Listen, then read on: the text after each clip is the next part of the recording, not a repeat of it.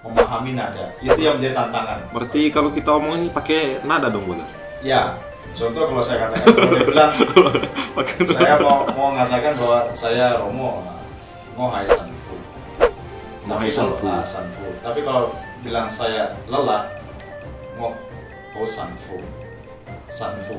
Jadi hampir sama, tapi nadanya berbeda. Sanfu dan Sanfu. Berarti kalau kita tidak belajar not ini tidak bisa ngomong misi.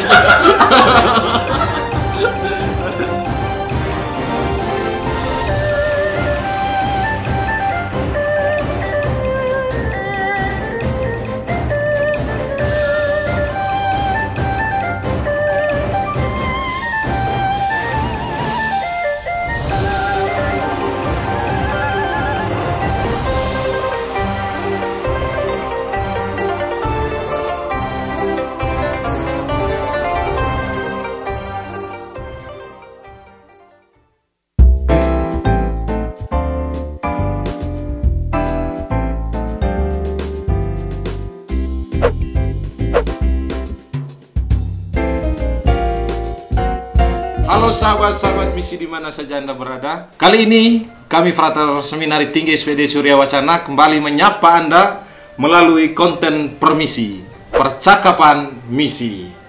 Oke, konten permisi episode kali ini akan kedatangan narasumber yang sangat spesial. Beliau adalah seorang misionaris di Hong Kong. Siapakah dia? Inilah narasumber kita. Selamat malam, Patar. Selamat malam. Baik, Patar, kali ini kita akan menyapa para sahabat-sahabat misi di mana saja mereka berada dan akan men-sharingkan pengalaman misinya Patar di Hong Kong.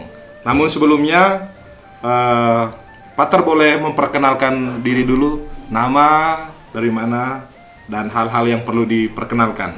Silakan, Patar. Baik, selamat malam semua, selamat malam juga sahabat permisi. Ya, saya Pater Natalius Suryanto. Ya, saya berasal dari Paroki Sang Penebus Sumbawa Besar, Keuskupan Denpasar. Saya masuk menjalani pendidikan sebagai SPD di Seminari Tinggi Surya Wacana tahun 2008, lalu kemudian ditabiskan 2016, dan juga mengalami pendidikan yang luar biasa di seminari ini, dan kemudian mendapat penugasan untuk bekerja di SPD Provinsi Cina, tepatnya di Hong Kong. Gitu. Oke, baik. Terima kasih, Patar. Jadi, Patar ini bermisi di Hong Kong, Patar, ya? Ya, benar. Pertama-tama dulu, Patar, apakah bermisi di Hong Kong ini memang sesuai dengan pilihannya Patar dulu? Biasanya kan di SPD itu, sebelum kita kalau kekal memilih 3 negara, Patar, ya? Iya, benar. Dan saya masih ingat cerita para senior ya, salah satunya harus memilih Indonesia. Iya, benar. Apakah Hong Kong ini sesuai dengan pilihan Patar dulu? Ya, memang benar apa yang dikatakan. Ketika kami hendak mengajukan untuk kalau kekal itu ada namanya petitio missionis, jadi kami diminta untuk memilih. Dan juga waktu itu saya berpikir saya mau memilih yang berbahasa Inggris, gitu. Jadi gampang kan, kalau bahasa Inggris kan ya kita sudah punya dasar. Tetapi waktu itu banyak juga teman-teman saya yang berpikiran yang sama. Jadi mereka memilih tempat yang sudah yang berbahasa Inggris. Lalu saya berpikir Hong Kong adalah negara yang berbahasa Inggris. Oh. Jadi saya memasukkan pilihan itu ke petitio missionis saya. Jadi saya memilih pertama itu Afrika Selatan. Oh, Afrika Selatan. Itu masuk dalam provinsi Botswana. Lalu kemudian Hong Kong, dan ketiga Indonesia, Jawa, begitu. Dan ya, akhirnya terpilih Hong Kong, Patar, ya. Terpilih Hong Kong. Dan ketika sampai di sana ternyata bukan bahasa Inggris, pasti sangat gembira, Patar, ya. di luar prediksi. Di luar prediksi. Itu benar sekali, dan saya shock ketika saya mendapat penunjang di Hong Kong, lalu saya provinsial waktu itu mengatakan dia selamat datang di provinsi kami dan selamat untuk belajar bahasa Kantonis. Dan saya shock waktu itu ternyata bukan Inggris, gitu. Oh, jadi bahasa di sana Kantonis, Patar. Kantonis, ya. Oke, viewers, nanti kita akan mendengar sedikit kira-kira seperti apa bahasa Kantonis itu. Apakah lidah kita masih normal nanti setelah ngomong itu? Baik, Patar, berikutnya kebanyakan orang kan, terutama para frater umat di khususnya di Indonesia mungkin mengenal dinamika kehidupan menggereja itu hanya dalam gambaran umat-umat di Indonesia saja. Artinya kehidupan menggereja di luar itu ya mungkin tahu juga di beberapa tempat, tapi mungkin kali ini Patar bisa bagikan kepada kami semua kira-kira dinamika kehidupan menggereja di Hong Kong itu seperti apa? Apakah dinamikanya sama dengan kehidupan menggereja di Indonesia, atau adakah hal-hal yang berbeda semacam gitu?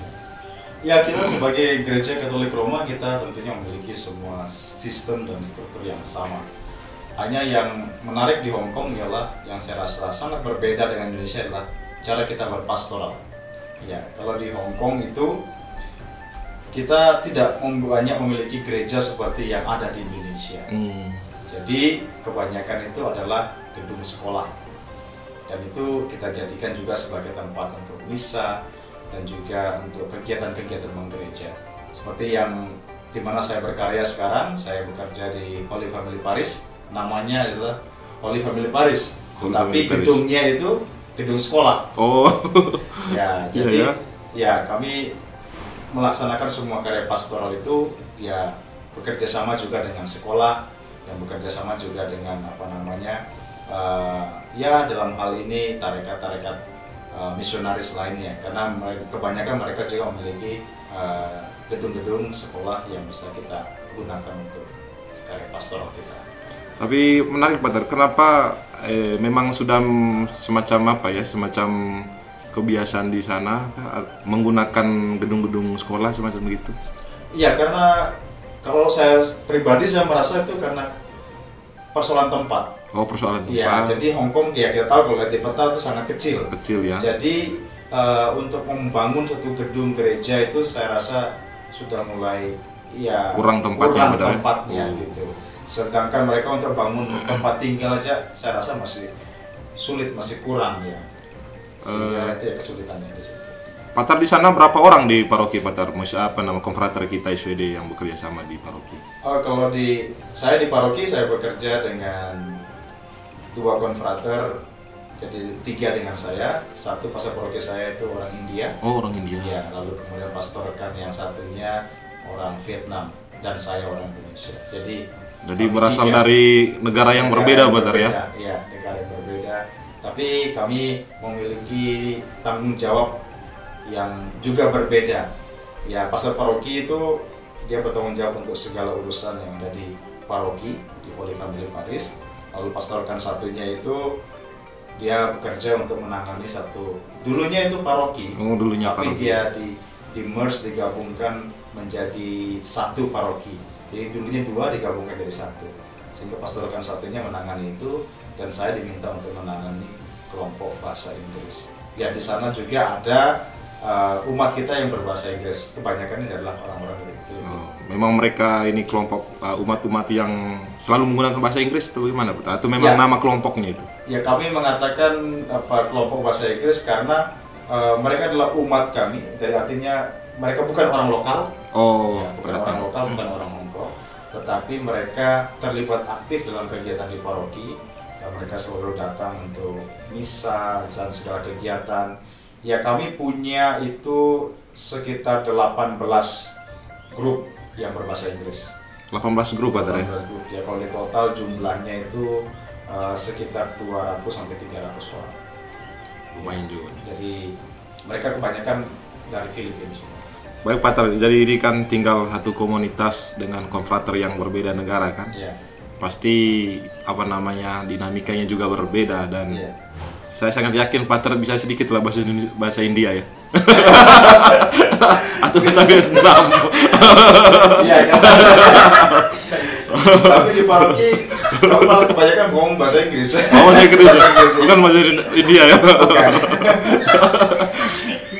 Baik Patar, kira-kira jumlah umat kita di Holy Family Parish itu berapa Patar dilayani 3 konfrater ini?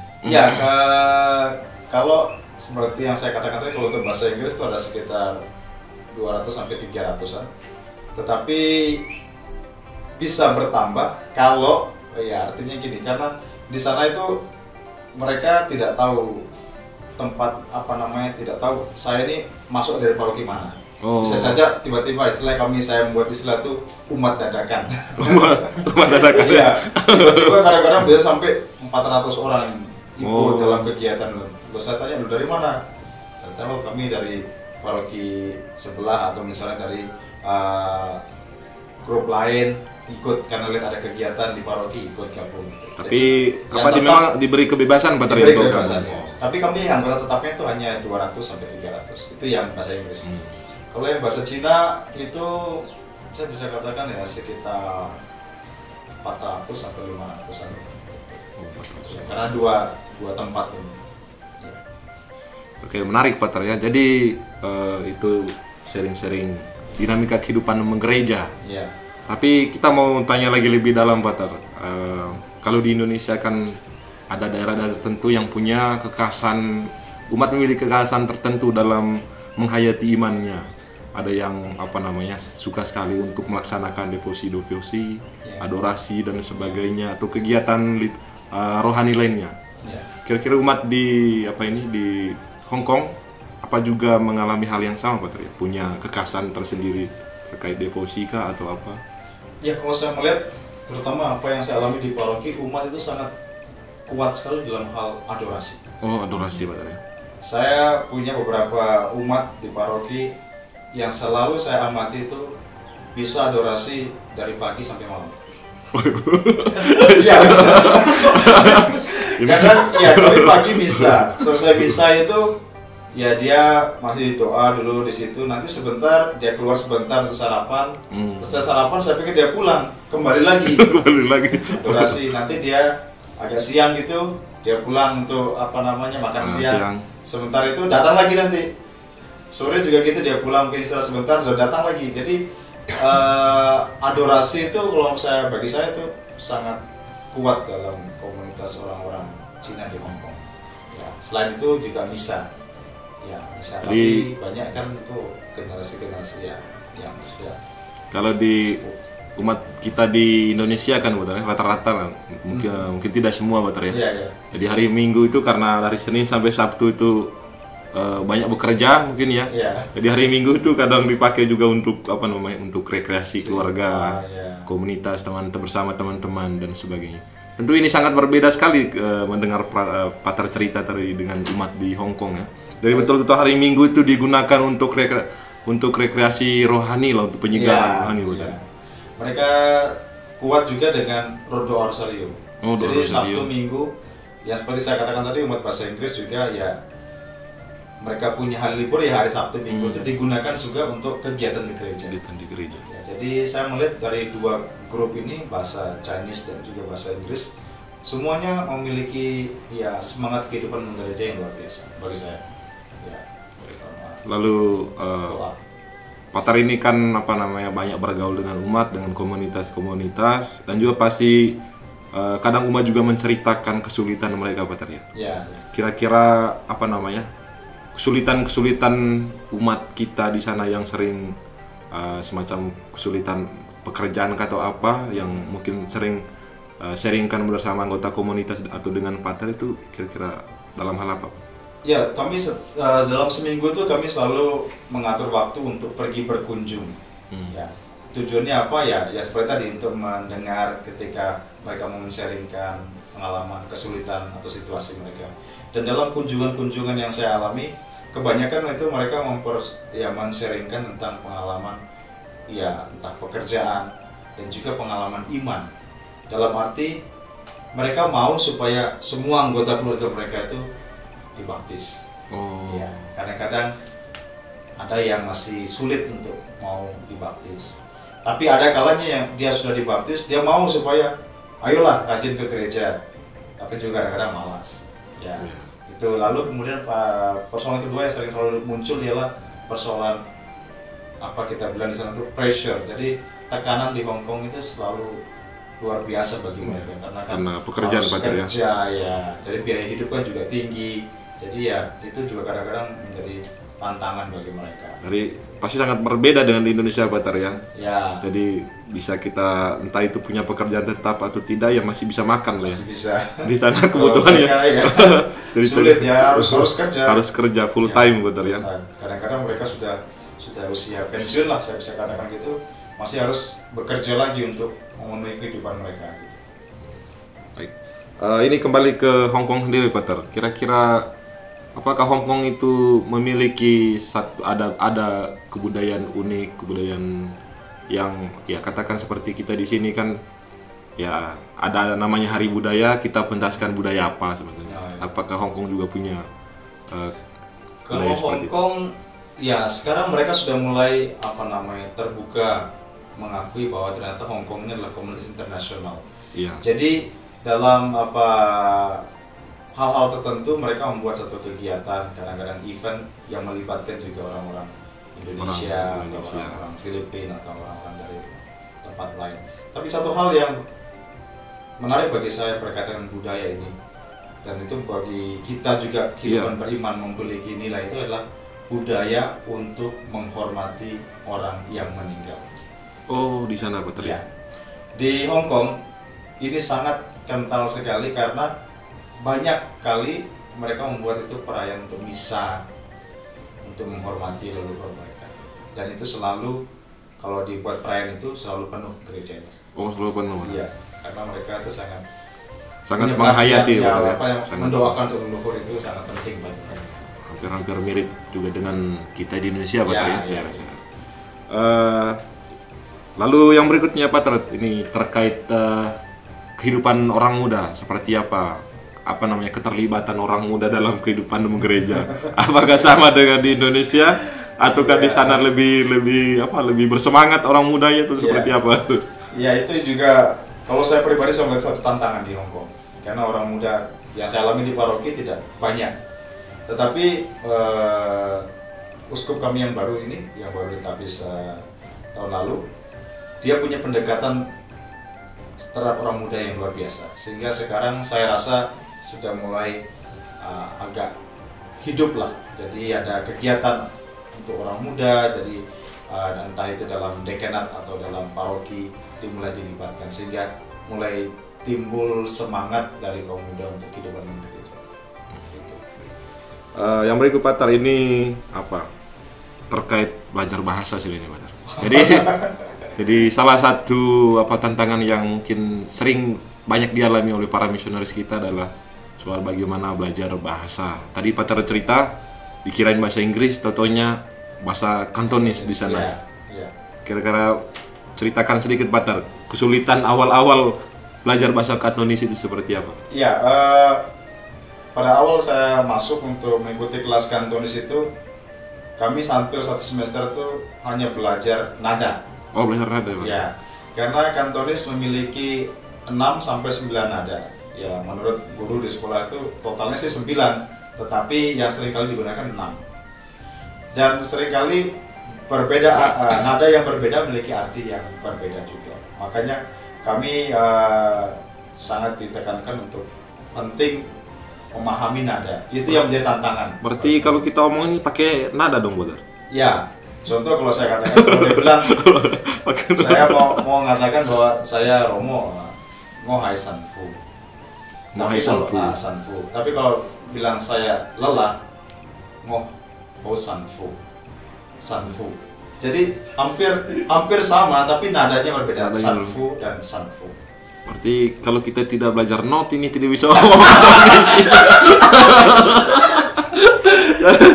Ingat itu Paul, penting belajar not kau di komunitas ini supaya bisa belajar bahasa Kantonis. Itu saya kalau salah nada berarti salah artinya. Salah arti ya. Aduh. Jadi itu kesulitan. Kemudian yang kedua, bahasa Kantonis juga yang kami pelajari di sekolah itu, apa yang ditulis itu dengan apa yang dibaca beda. Karena secara tulisan itu kita istilahnya kita bilang sebagai bentuk yang formal. Iya. Jadi harus ditulis secara formal. Tapi kalau diucapkan itu ya jadi ya tidak terlalu formal. Contoh saya bilang kalau kita mengatakan kami itu kalau ditulis itu ngomun. Tapi kalau kita ngomong ngode. Nah, tulisannya ngomun. Tapi kita bacanya ngode. Oh, coba ya. Sekali. Tapi kalau kita ditulis ngode juga bisa. Oh, bisa juga ya, bisa ditulis. Tapi bagi mereka itu sense-nya itu ya kurang begitu apalah, karena tidak terlalu formal gitu. Jadi kalau tulis tuh selalu biasanya tuh mau yang formal. Lain halnya kalau kita hanya WhatsApp gitu sama teman, tidak masalah. Ya. Ya, gitu. Jadi Patar ini di sana di komunitas ataupun di paroki itu kadang misa bahasa Inggris, kadang juga misa bahasa Kantonis, betul? Ya. Kami misa harian itu semuanya Kantonis. Kalau misa minggu itu dalam 2 bahasa. Ada misa Kantonis, ada misa Inggris. Termasuk khotbahnya juga, Patar? Semua. Wih, luar biasa. Jadi Tepuk tangan, bro. Bisa bahasa Inggris, bahasa Indonesia, bahasa Kantonis, bahasa India juga. Paling tahu 1-2 kata pasti tahu kan? Benar ya, 1-2 kata pasti tahu. Itulah kerennya hidup dengan konfrater yang berasal dari negara yang berbeda, Patar ya. Komunitas internasional. International community. Jadi luar biasa pengalaman Patar ini, pengalaman bermisi di Hong Kong, kehidupan menggerejanya seperti apa, dan juga soal belajar bahasa sangat menarik sekali. Jadi Patar ini kira-kira apa pesan untuk para orang muda, Patar? Mungkin juga termasuk para frater lah, anggap saja orang muda yang memiliki niat untuk bermisi, Patar. Ya, satu hal yang saya lihat banyak di Hong Kong, orang muda itu memiliki semangat misi yang tinggi. Ya, tetapi seringkali semangat misi yang tinggi ini tidak diimbangi juga dengan semangat kehidupan menggereja. Ya, kadang-kadang kalau saya menilai salah kaprahnya, karena bermisi berarti kita harus pergi. Jadi seperti jalan-jalan gitu. Ya, tapi pesan yang mau saya sampaikan ialah generasi muda adalah masa depan kita, masa depan gereja. Ya, kalau kita mau supaya gereja kita berkembang, maka yang harus dikembangkan ialah generasi muda. Maka generasi muda jangan pernah putus semangat, jangan pernah kehilangan harapan, kehilangan iman. Tetaplah membangun gerejamu. Itu yang paling penting. Bangunlah gerejamu. Ya. Generasi muda jangan hanya krisis ya. Ya. Termasuk para frater jangan hanya krisis terus. Tadi juga memikirkan masa depan gereja. Ya, betul. Jadi Patar terima kasih banyak sharing misinya, sharing pengalaman bermisi di Hong Kong. Semoga pengalaman cerita-cerita dari Patar dapat menginspirasi kami semua untuk bermisi, melibatkan diri dalam misi gereja dimanapun kami berada. Baik, para sahabat-sahabat misi semuanya, terima kasih. Jangan lupa saksikan juga konten permisi di episode berikutnya. Terima kasih. Berkat dalam. Di mana berkat dalam bahasa sana? Tinju poya. Baik, terima kasih semuanya.